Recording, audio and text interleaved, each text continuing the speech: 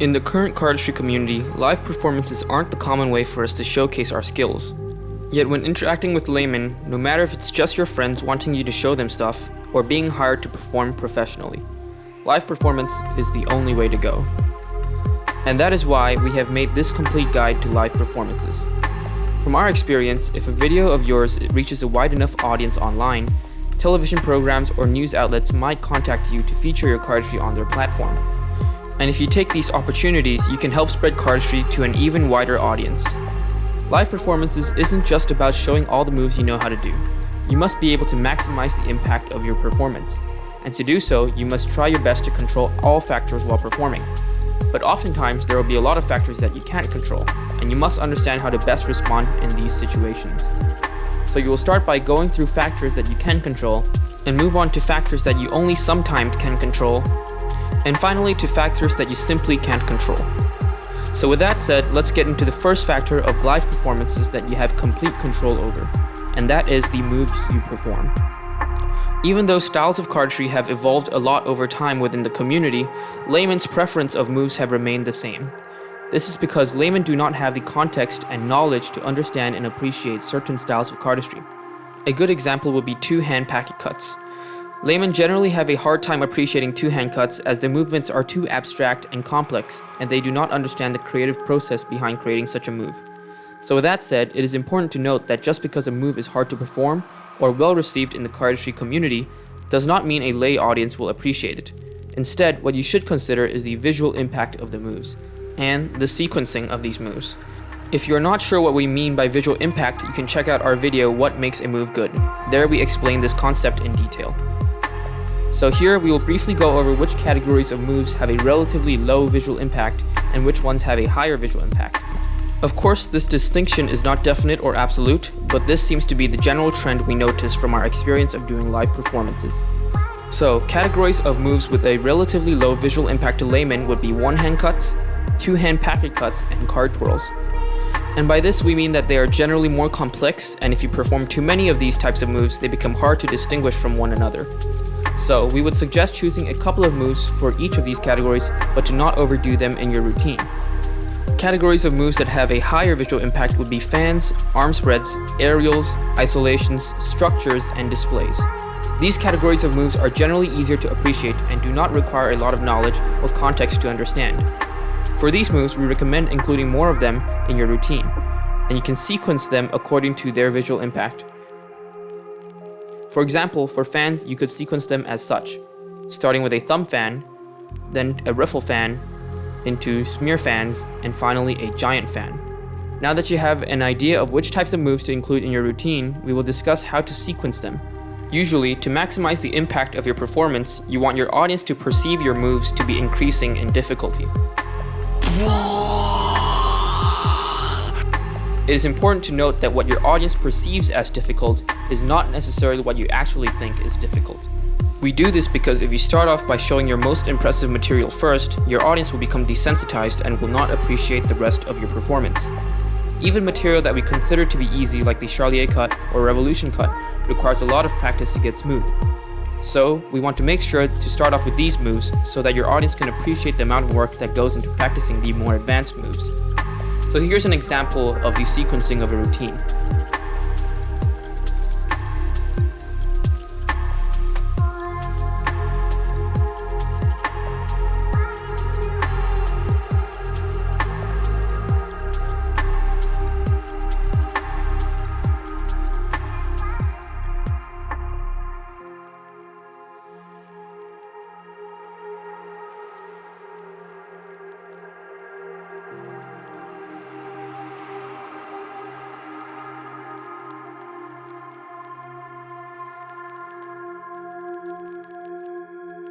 You can learn all of these moves in phase 1 of this bootcamp.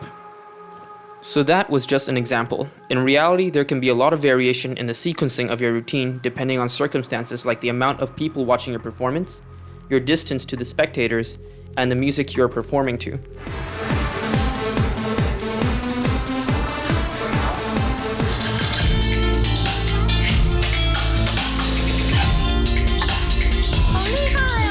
The last thing to note about sequencing is how you end your performance. From our experience, it will be ideal to end your performance in synchronization with the beat of the music you are performing to, as our friend Harry Kuo does in this clip.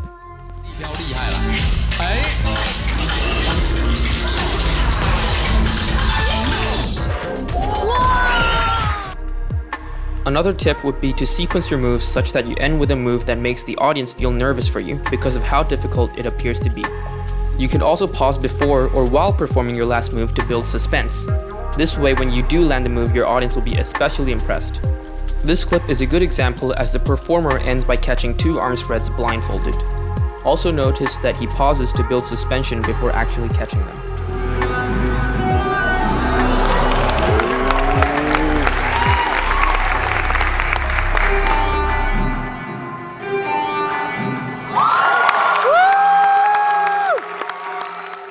So the next factor that you should have definite control over is the gesture and position of your hands.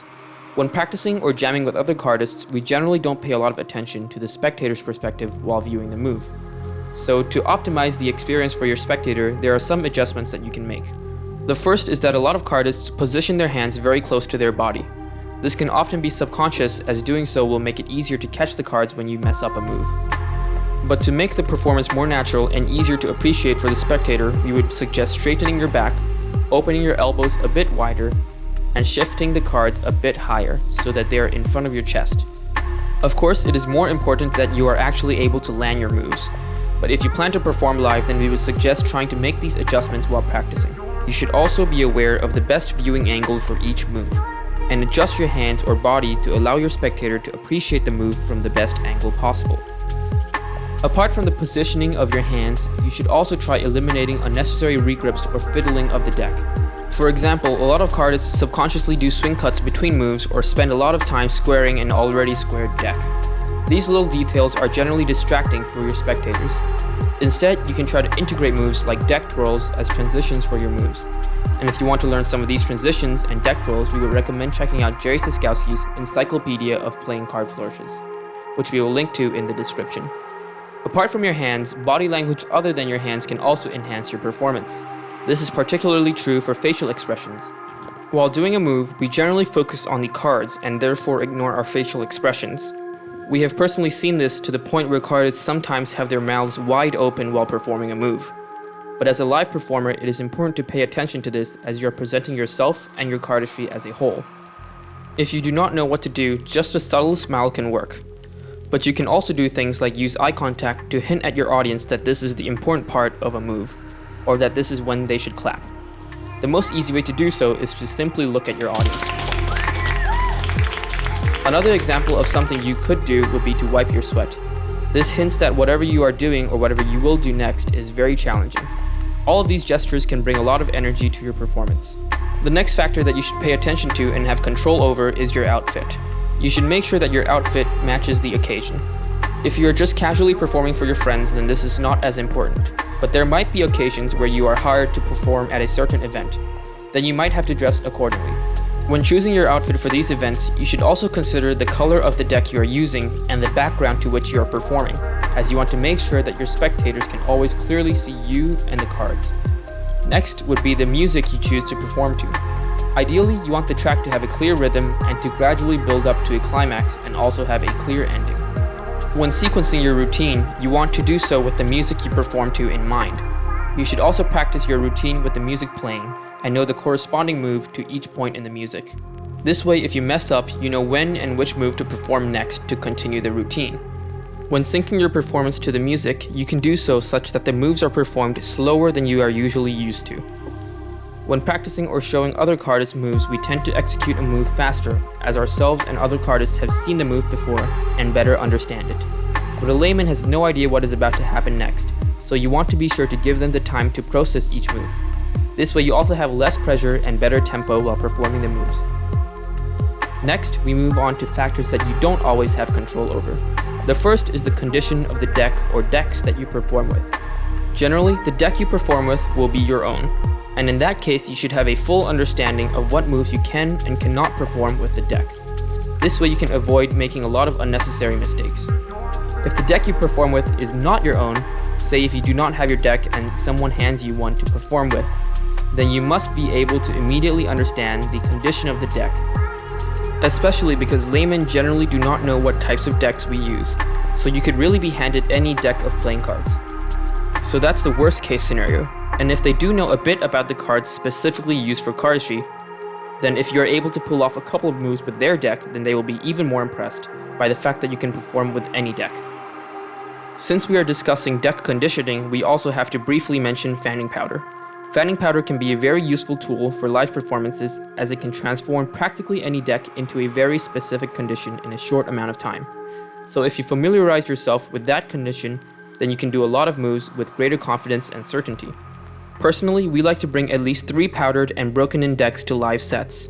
If you're unsure of how to apply fanning powder or break in a new deck of cards, then you can learn to do so in our deck conditioning tutorial, which we will link to in the upper right corner.